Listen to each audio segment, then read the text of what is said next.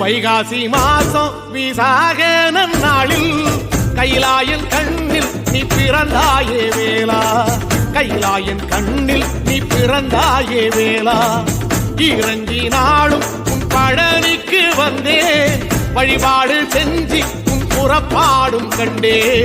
பொன்பவனி தேரில் உன் புறப்பாடும் கண்டே. நடராசன் மகராசா உன் வீடு வந்தேனே, வெளியான பாலாலே அபிஷேகம் கண்டேனே.